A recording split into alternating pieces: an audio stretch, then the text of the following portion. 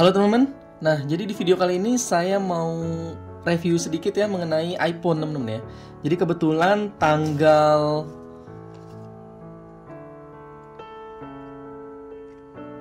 8 Februari 2022, nah saya membeli iPhone 13 Pro ya di Mall of Indonesia nih teman-teman.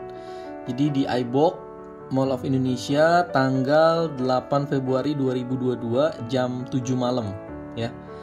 Untuk harga sendiri yang saya beli totalnya sih harganya 23.226.000 ya teman-teman ya.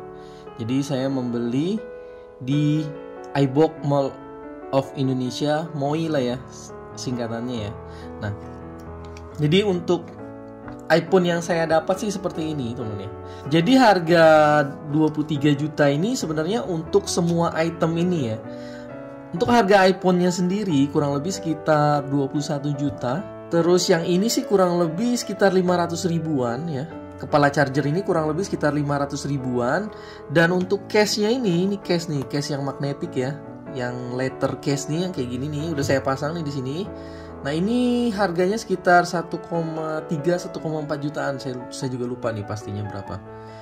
Ya. Untuk iPhone-nya sendiri yang didapat sih hanya ini aja nih, kotaknya kecil tipis begini. Terus ada chargeran, kabel chargeran begini. Jadi iPhone kabelnya sama kotaknya itu doang sih. Yang didapat hanya itu doang yang ada di dalamnya sih. Ya kan? Tuh nggak ada apa-apa. Dia nggak ada apa-apa. Terus nggak ada dapet. Kalau dulu kan dapat earphone ya. Sekarang nggak dapat apa-apa. Ini kotaknya juga tipis banget ya. Nggak tahu nih kenapa sekarang kagak dapet kepala adaptor begini. Nggak tahu nih kenapa.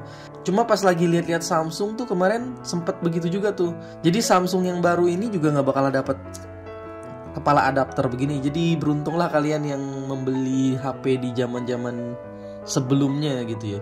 Nggak tahu kenapa ini pengiritan apa kan nggak ngerti juga. Cuma harganya itu kan wow ya temen-temen ya. Nah untuk HP semahal ini kan kenapa nggak dapet power adaptor, itu yang masih menjadi pikiran saya gitu ya. Untuk HP-HP yang baru, keluaran baru juga bakalan begitu sih. Saya nggak tahu kenapa, itu marketingnya gimana ya, saya juga nggak ngerti ya. Apa pengiritan besar-besaran apa gimana, nggak ngerti juga tuh.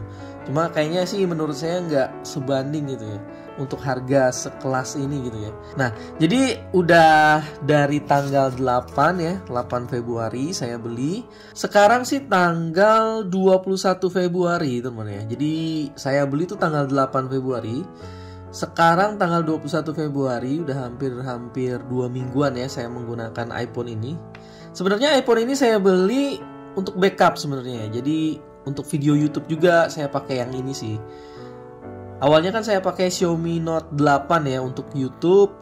HP utama saya Xiaomi Note 9 Pro ya. Cuma ini saya memutuskan untuk mengganti ya, HP utama saya menjadi Asus ROG dan yang ini jadi buat YouTube saya ya teman-teman. Jadi ini hanya YouTube, jadi bukan HP utama. Yang diinstal pun hanya sedikit aja ya, nggak banyak-banyak, nggak seperti HP utama biasa. Hanya fitur-fitur yang penting aja. Terus buat YouTube juga nih, ada YouTube Studio ya. Paling buat YouTube lah sebenarnya HP ini, nggak terlalu diforsir abis seperti HP utama teman-teman. Jadi kita lihat speknya di sini yang saya beli. Ini Nah, ini iPhone 13 Pro ya. Untuk kapasitasnya yang saya beli 256 GB tuh. Ya, jadi bukan yang 12, kan ada 3 tipe tuh, ada 128, 256 sama 512 kalau nggak salah. Saya beli yang versi tengahnya yang 256. Nah, untuk harga sendiri ya seperti yang tadi yang saya tunjukin di stroke ya, teman-teman ya. Jadi pengalaman saya menggunakan iPhone, dia tuh kalau di video, foto itu bagus banget dah. Makanya tuh saya pakai ini tuh buat video YouTube gitu. Cuma masih ada kendala ya, karena saya belum tahu nih cara ngonekin ke komputernya ya. Karena kan saya nggak pakai MacBook Pro. Nggak tahu apa mungkin kedepannya saya beli MacBook Pro juga, saya nggak ngerti ya. Nah ini cara koneknya gimana? Ini USB Type C ini bawaan Apple asli ya gitu ya. Mungkin ada konektor tambahan lain yang belum tahu karena memang belum saya pikirin juga, belum diupload juga ya, belum saya konekin ke PC juga gitu, karena bingung nih cara koneknya.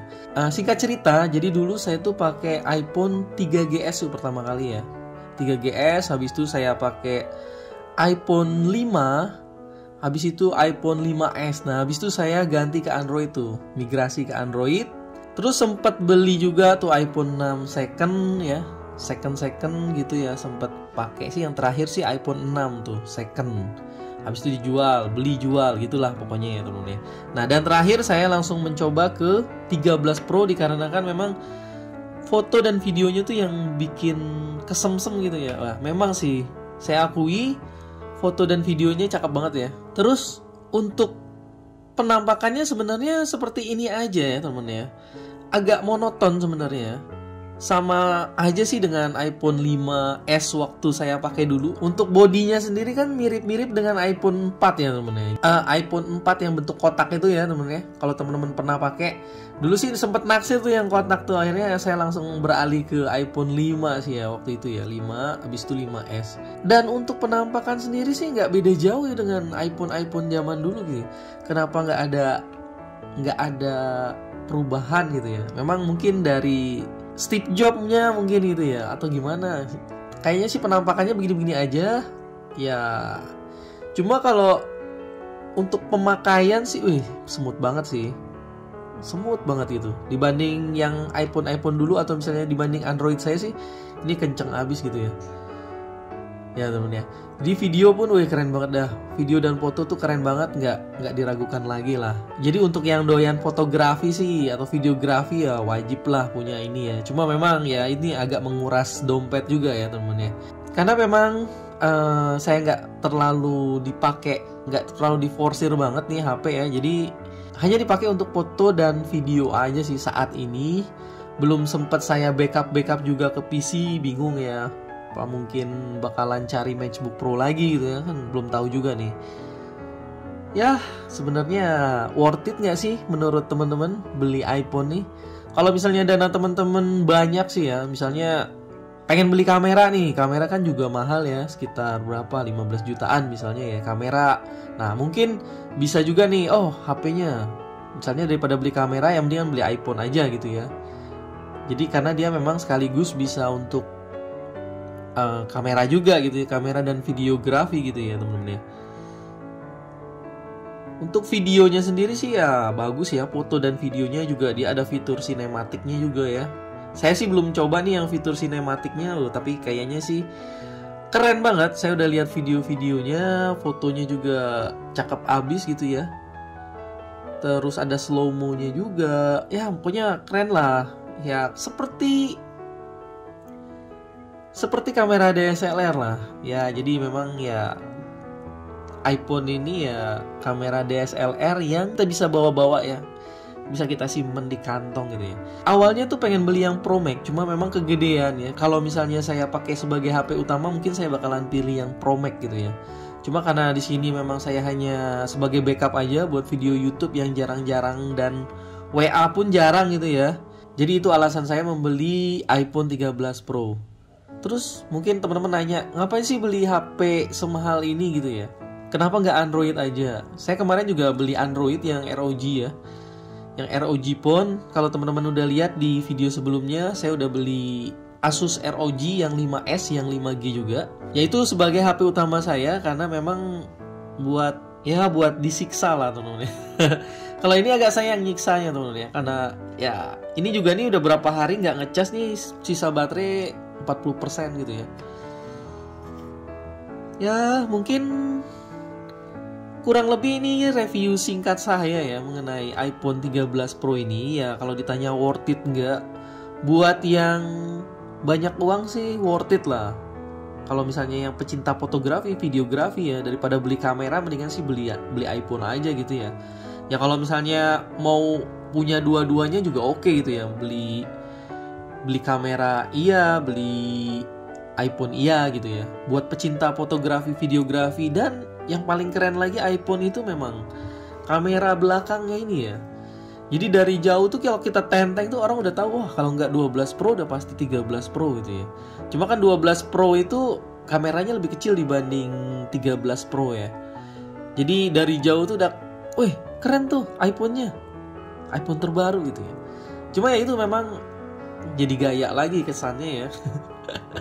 Ya, ini merupakan review saya sebagai pengguna iPhone dulunya. Ya saat ini mulai beralih lagi sedikit-sedikit ke iPhone karena memang lagi mencari fotografi dan videografinya sih. Nah, menurut teman-teman worth it nggak sih beli iPhone ini? Ya, tulis aja di kolom komentar ya. Ini hanya pendapat saya pribadi setelah saya menggunakan iPhone ini. Menurut saya sih untuk fiturnya ya keren fiturnya, cuma ya sepertinya sih tidak ada perubahan dari iPhone sebelumnya gitu ya. Memang mungkin itu ciri khasnya iPhone gitu ya teman-teman. Ya, kurang lebih sih begini aja video saya kali ini ya teman-teman ya. Jangan lupa untuk like jika suka, komen juga dan subscribe pastinya. Oke, terima kasih. Bye.